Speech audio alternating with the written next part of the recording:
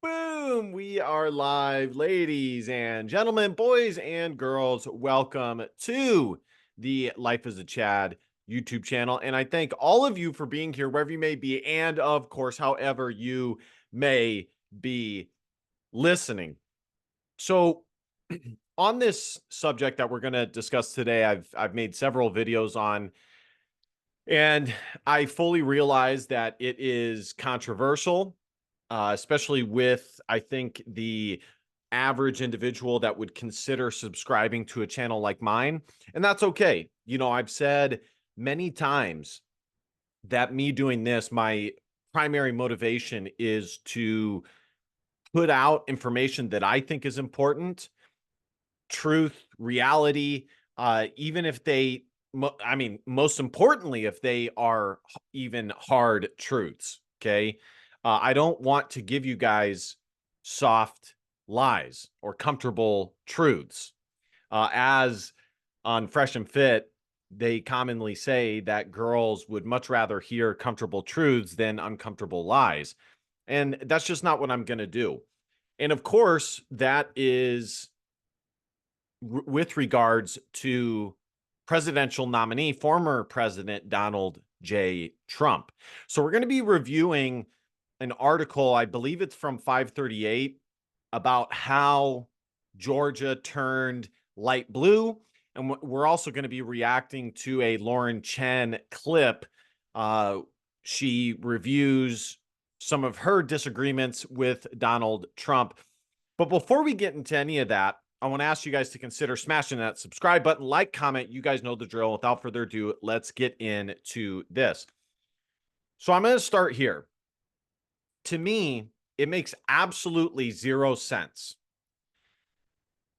how I will see people responding to people like myself who have these kind of common critiques of Donald Trump.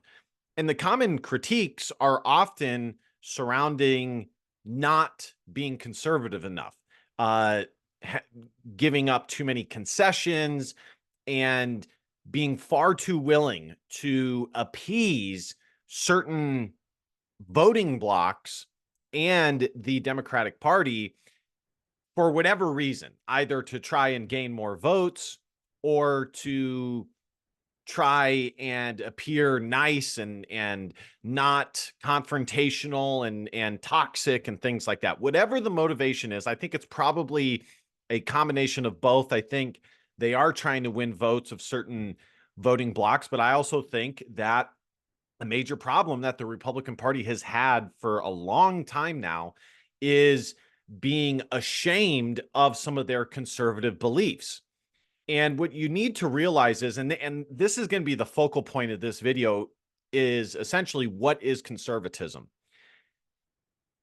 And ultimately, what you guys need to realize, and this is something that I had to come to grips with myself, is if you are not conserving hard and fast principles and ideas and ideals, then what are you conserving? What traditions, what morals and principles are you conserving? Conservatism, it's kind of the opposite. Like, I think a lot of people think that just because of how it's been the last 20 years, that conservatism is the side of things where you can make concessions and you can reach across the aisle. To me, now that I've become older, I've realized that it's actually the opposite. At the basis of the Democratic Party and the progressive movement, they can withstand compromises because any compromise is still somewhat moving towards or moving in the direction that they would like it to go, because any appeasement is by nature moving ever so slightly towards where they would like to see things going. Whereas when you are conservative and you are trying to conserve ideas and principles and ideals, there is no there really is no ground for compromise. Okay. Because it is so hard and fast. It is so fundamental that there really is no room for that type of movement. You have to stand firm and conserve hard and fast the principles that you hold dear. And so something that really makes zero sense to me is when we see the critiques, as I was beginning to say, of Donald Trump, not and at the basis of it, at the most fundamental level, it is critiquing Donald Trump for not being conservative enough, making far too many concessions, specifically on social issues. A common response is, "Oh, well, so and so is just a Democrat," and even in the clip that we're going to watch with Lauren Chen, this is the case. Well, you're just a Democrat. What? Okay, so let me get this straight. Because I am not okay with what Trump has said recently on topics like schmishmorshin or immigration or hey marriage and stuff like that. I mean, or legalizing marijuana and things like that. Because I am not okay with how far to the left he's going. Somehow I'm the Democrat. How does that make any sense? It doesn't. And realistically, it's very much a snowflake response. It's a cope for lack of being able to have an articulate, thought out response in response to said response against Donald Trump. Okay. Or some of the what somebody like myself would view as some of the mistakes of his campaign. So we're going to be checking out Lauren Chen's video really quickly. And by the way, guys, the reason why I'm doing this is one, like I said, because ultimately I want to share truth. I want to be authentic. I want to be honest about how I'm viewing things. I know that this is something that has lost me subscribers, and there are people who would normally subscribe to my channel that are offended by how I view this and kind of how I am taking in this information. But it is what it is, you know. That is not why I started this channel. Yes, as I've said in the past, it is nice to have a high subscriber count. That's kind of added, that's the cherry on top, but it's not the end all be all for me. I'd much rather have a very loyal fan base that's totally on board with 99.99% of everything I'm saying than have some stragglers that, depending on one single thing I say, can subscribe and unsubscribe. So it is what it is, guys. And honestly, if you want that sort of channel, go to The Blaze, go to Daily Wire. If you want to hear conservative thinkers like that are going to tell you exactly what you want to hear, then by all means. So let's check out Lauren Chen's video here. Gotta get the sound shared here. All right, here we go. Just about abortion. It's not just about abortion. Okay, Trump has been going left on a lot of different issues, and here we have some bookmarks talking about that. Actually, Nick Fuentes had a great tweet about it. Trump 2024 campaign promises. Here, let's look at the bastion of conservatism. Veto federal abortion ban, mass legal immigration, right? People say like, oh, Kamala's going to let in everybody. So's Trump.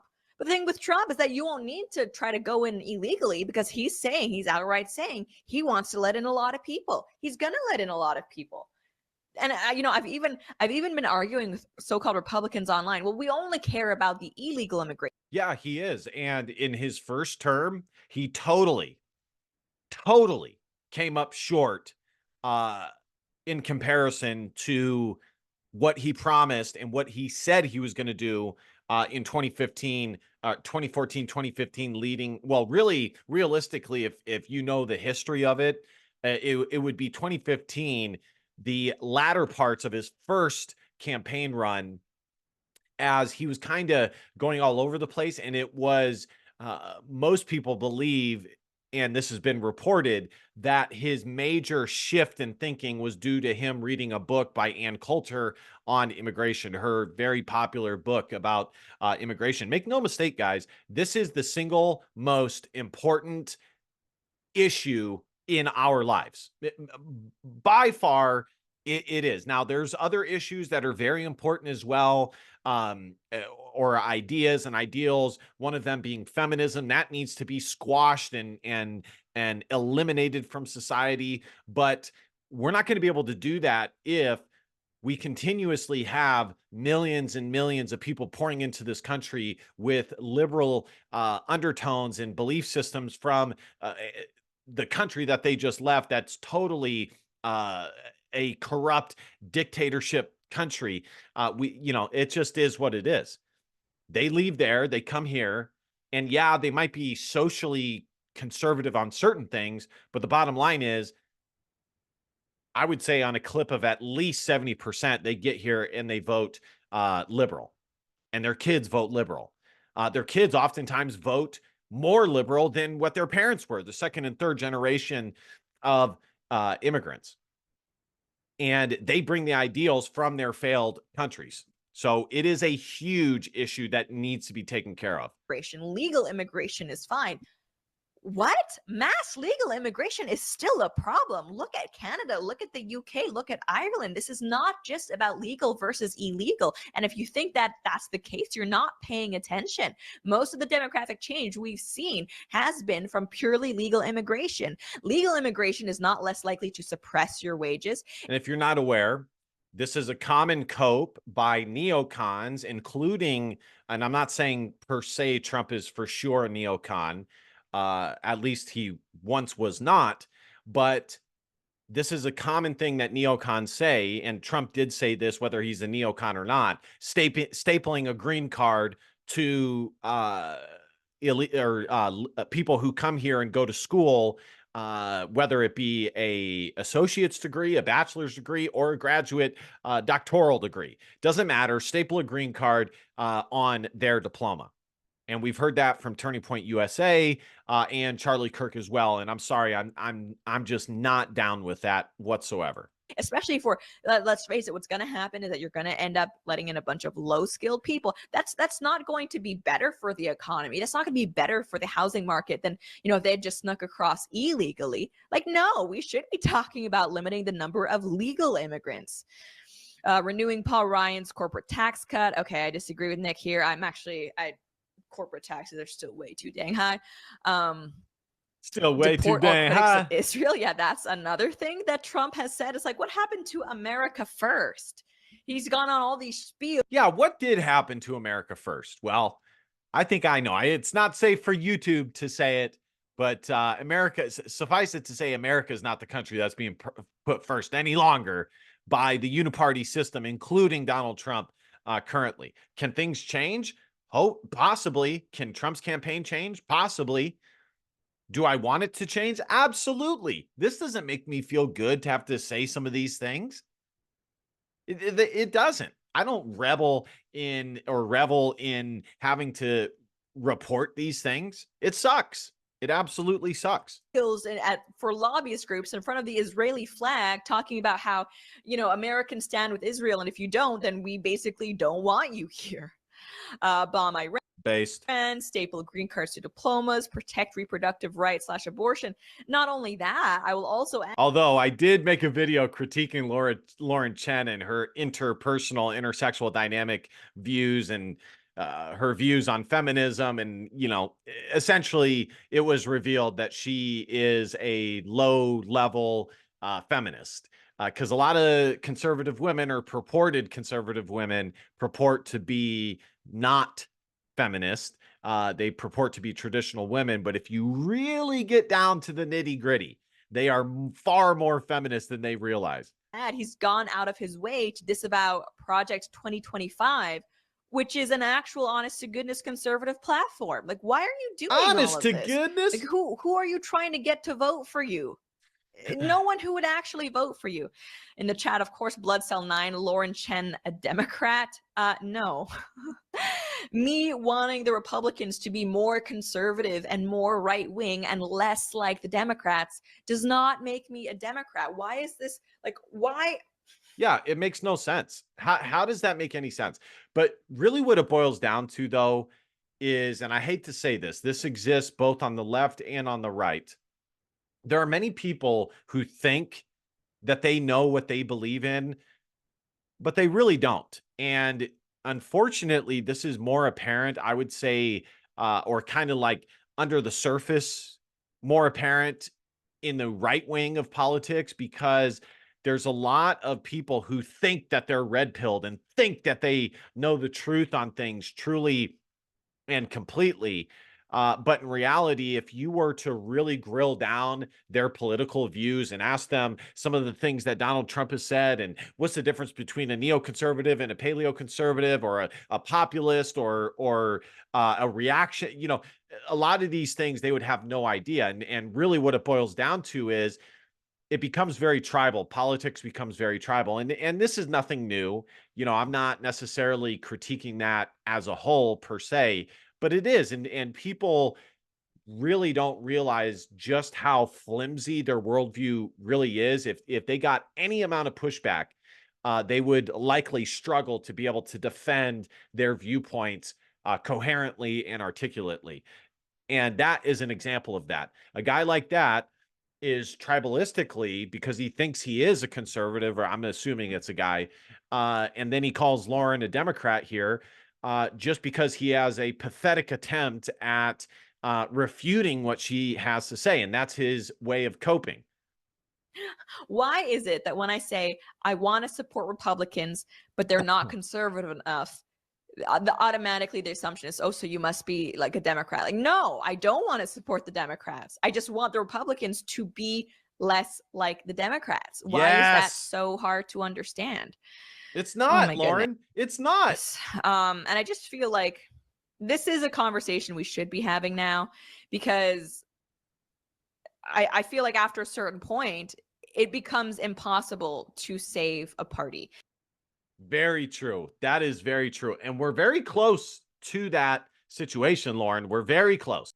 And so this brings me to this article. I was at the gym and I was looking at some of because recently I did a video analyzing, there's a Twitter account that follows me that basically all they do is analyze polls and polling numbers and things like that. And so I did a video reviewing the current state of things, plus adding my own flavor to the analysis. And I've been thinking this for a while now, definitely since 2020. And it's, how did Georgia, a state deep in the South, all of a sudden turn light blue? I mean, how in the world is this a swing state? And honestly, Georgia, the state of Georgia, I think was kind of the state that spurned people believing that the election was stolen, which again, it very well might have been. Um, but I think a lot of people were shocked, as I was, that Georgia voted blue.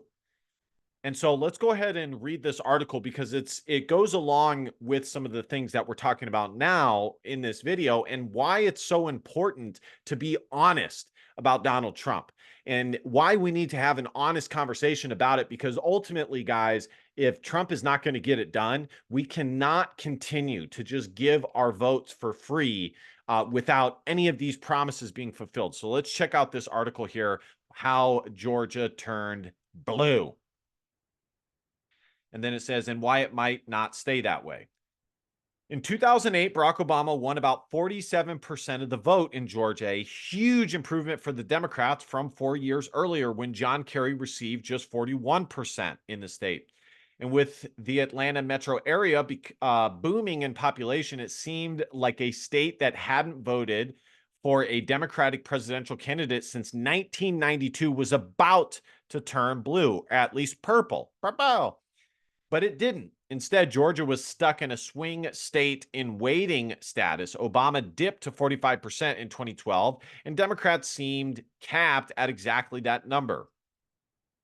The party's candidates for U.S. Senate and governor in 2014 won 45% of the Georgia vote, as did Hillary Clinton. And by the way, guys, this is, obviously it's a numbers game.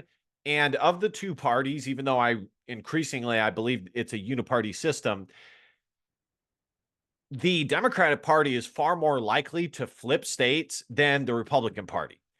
So ultimately, if we start losing some of these bastions of conservatism, we're fucked. It's over. Okay. And we're not going to get it back.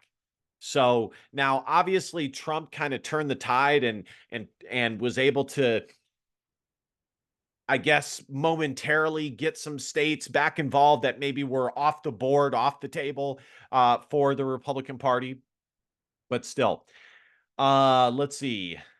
45%. The party's candidate for U.S. Senate and governor in 2014 won 45% of the Georgia vote, as did Hillary Clinton in 2016. That is until 2018, when Stacey Abrams broke the 46% ceiling and hit 48.8% in her gubernatorial campaign. And this year, of course, Joe Biden won the state with 49.5% of the vote. Meanwhile, U.S. Senate candidate Jon Ossoff got 48% and is now headed to a runoff election.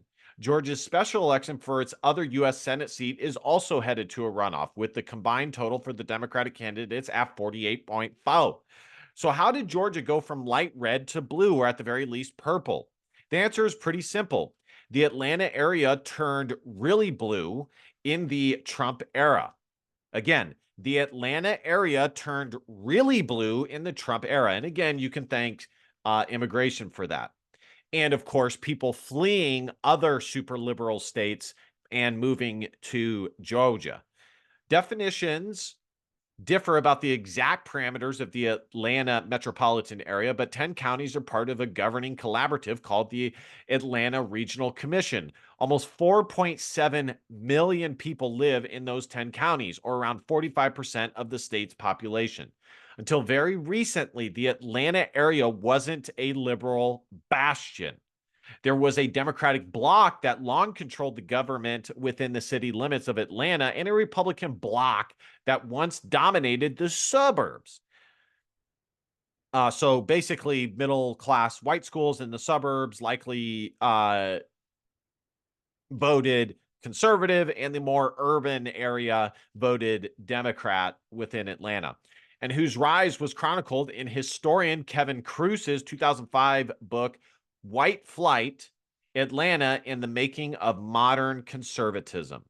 In 2012, Obama and Republican presidential nominee Mitt Romney each won 5 of the 10 counties in the Atlanta Regional Commission. But in 2016, Clinton won 8 of the 10 counties. In 2018, Abrams won those 8 counties by larger margins than Clinton, and Biden then improved on Abrams' margins in most of them. And by the way, guys, I do want to make note. I do think it is possible that the votes are being forged and they're not completely accurate. I do want to acknowledge that, okay?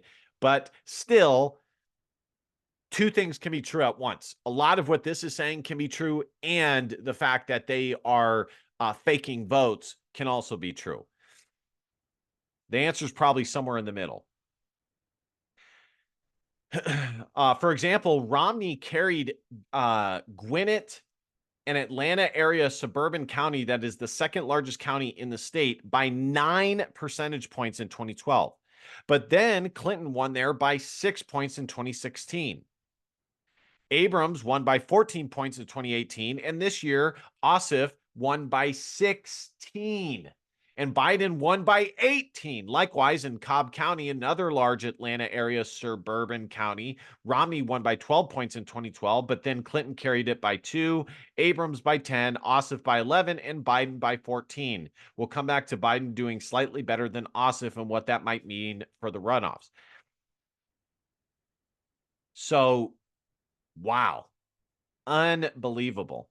There was something within this that I also wanted to add, in here. For example, Romney carried Gwinnett, and it was the second largest in the state by 9 percentage points in 2012, but then Clinton won there by 6 points. Abrams won by 14 points in 2018, and this year Ossoff won by 16 and Biden won by 18. There was something that I did want to add, but maybe it'll come back to me. Those are big gains in big counties, and there are other indications that the suburban Atlanta is trending blue. Parts of Cobb County are in the district of Rep. Lucy McBath, who in 2018 flipped a U.S. House seat that the GOP had held for decades. She won re-election this year too. Meanwhile, Democrat Carolyn Bordeaux flipped a U.S. House seat that includes parts of Gwinnett County, one of only a handful of seats in that the Democrats won control of this year. Republican sheriff candidates in Cobb and Gwinnett counties were both defeated in this November's elections. And Gwinnett's 5-person county commission is now made up of 5 Democrats after Democrats flipped 3 seats on the commission this year. And that's the other thing I was going to add. And this is why and this is not the main thing I want to focus on is immigration, but this is why it is so important to hold our elected officials accountable. Because even if the answer is somewhere in the middle, even if the answer is more so that it was the votes were faked and it's not totally and completely accurate, okay, fine, I can go with that. It should have been handled. It should have been taken care of. There should have been investigations into this. And, it's not as though the Republican Party did not have any power to put something like that together in order to take care of voter fraud. They absolutely did. But it's yet another thing that did not happen, especially with Kevin McCarthy and some of the promises that he made for the House majority, I believe the House majority that the Republicans had. So again, this is why it's so important to be honest and have honest conversations about this, because if we don't, this type of shit is going to continue happening. And then you're just kind of bitching and it just doesn't matter. All right, let's keep moving down. Cobb and Gwinnett are not suburbs in the coded way the political media often invokes them as a synonym for areas slightly outside of the city limits of major cities where lots of middle-class white people live. Gwinnett County is 35% non-Hispanic white, 30% Black, 22% Hispanic. So what does non-Hispanic white mean? So they're not Hispanic white because they consider some Hispanics to be white. Okay. 22% Hispanic and 13% Asian.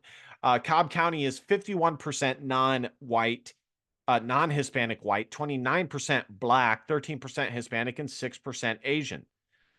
Democrats have also made gains in the more urban DeKalb and Fulton counties, which both include parts of the city of Atlanta and were already pretty Democratic leaning. And we're already pretty Democratic leaning. In Fulton, which is about 45% Black and Georgia's most populous county, Obama won in 2012 by 30 points. Clinton by 41, Abrams by 46, Ossoff by 42, and Biden by 46. In DeKalb, which is 55% Black and the state's 4th largest county, Obama won by 57, Clinton by 63, Abrams by 68, Ossoff by 64, and Biden by 67. There is a third shift happening too.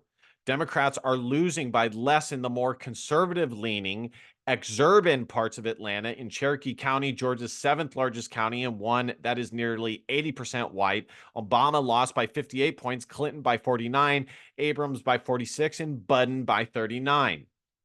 Exurbs are where a big chunk of the GOP base is, and you can't win Georgia as a Republican without running up the margins there. Atlanta Journal-Constitution political reporter Greg Bluestein told me. We should emphasize, though, that there are limits on how precise we can be in describing these shifts. Trump did better than in 2016 in some heavily Black Atlanta precincts while still losing them overwhelmingly, according to a New York Times analysis. So it could be the case that many of Budden's gains are among non-Black Atlanta area voters. It is. Although it's important to emphasize that many Black people in Atlanta area live in racially mixed areas. County and precinct analyses have some limitations, and more detailed research will help us nail down exact shifts among demographic groups. But overall, the story is clear. Budden won Georgia because he did really well in the Atlanta area, far better than Obama 8 years ago, and significantly better than Clinton, too.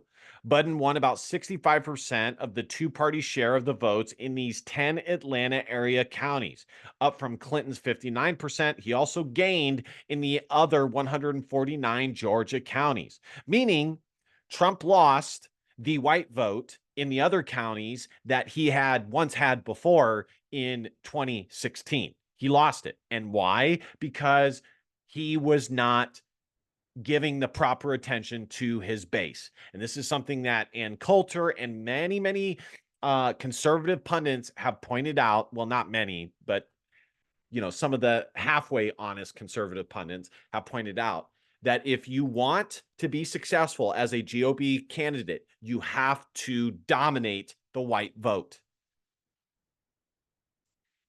The more complicated question then is not how Georgia went from light red to blue, but why Democrats gained so much ground in the Atlanta area. Here are 4 theories ranked in order of importance in my view. Number 1, anti-Trump sentiment. The Democrats flipped Cobb and Gwinnett counties with Trump on the ballot, gained ground in 2018, and then improved on their 2018 performance. In 2020 suggests that anti-Trump sentiment is a pretty big factor here. Abrams, Biden, Clinton, and Ossoff are 4 different political figures, but all made gains relative to the Democratic candidates who ran in the cycle before, suggesting these gains aren't really about the individual Democratic candidates. Additionally, all 4 did better in the Atlanta area than Obama. Obama, mama. And it's hard to argue any of those 4, let alone all 4, are better politicians than Obama. In fact, the anti-Trump theory hinges on 2 things. 1, some people in the Atlanta area shifted from voting Republican to voting Dem. And 2, some shifted from not voting at all to voting for Democrats. But here's why that might not be the whole story. Democrats didn't just start making gains in the Atlanta area in 2016.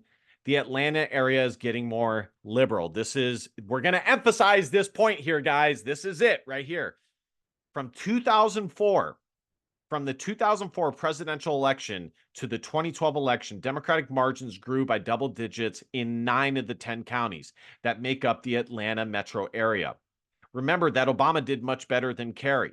So Atlanta was already getting more liberal before Trump was a major political figure. And yeah, that makes sense. I mean, I'm not saying all of this is Trump's fault. This has been going on for a long time. What might explain that shift? First of all, the share of people in the Atlanta area who are Asian, Black, and or Hispanic has increased dramatically in the last 2 decades. And those 3 groups tend to vote for Democratic candidates. Take Gwinnett County. It was 67% non-Hispanic white in 2000. Okay, 60%. It is now 35%. So it has almost gone down double. It has almost gone down double. Likewise, Cobb County was 72% white in 2000, 62% in 2010, and is about 50% white now. So it's gone down 22%.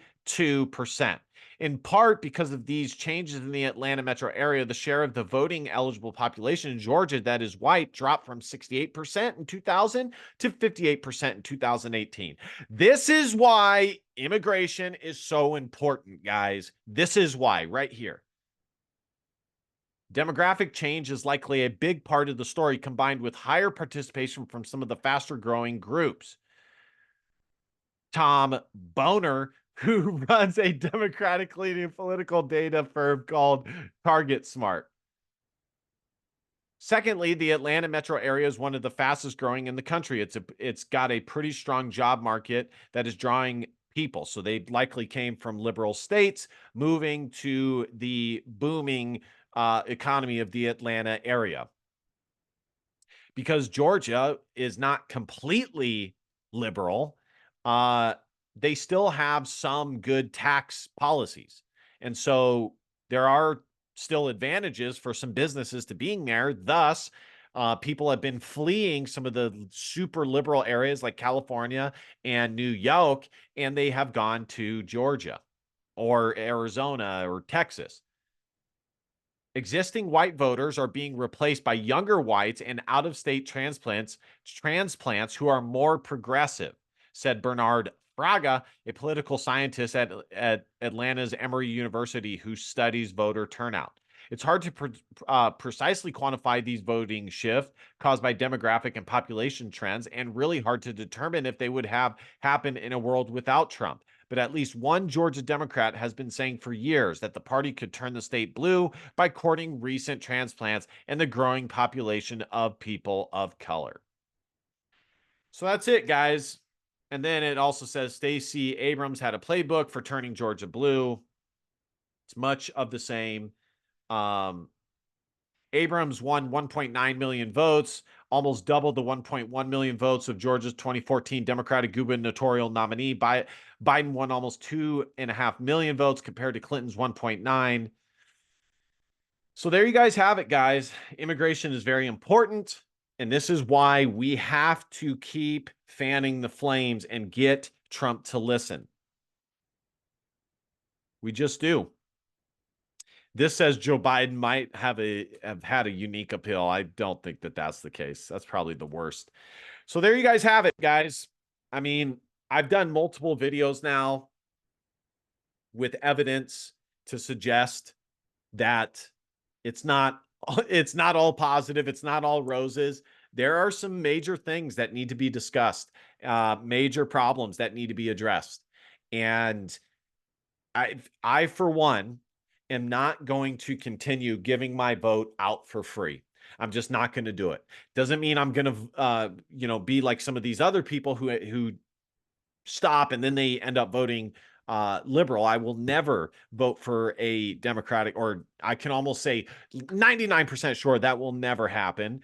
But, ultimately, I am always going to go for the person who is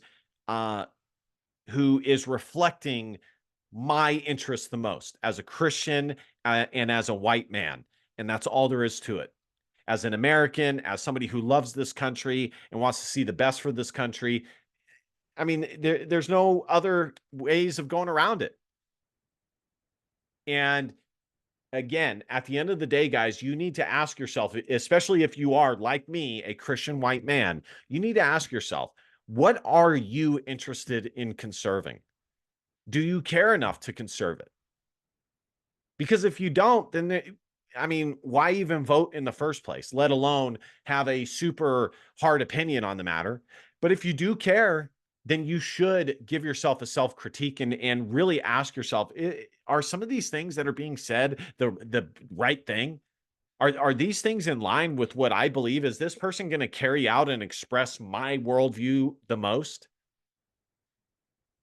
Those are some of the things that you guys need to start asking yourselves if you aren't already. So it was good to see Lauren Chen.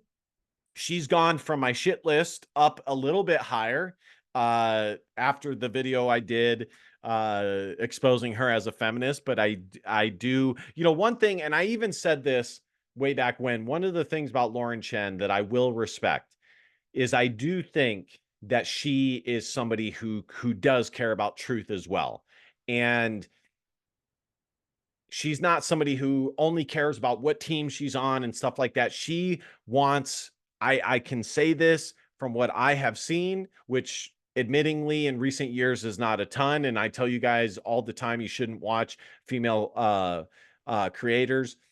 But I do believe that she cares about America and wants to put forward the best things that will have and bring back America to its former glory and greatness.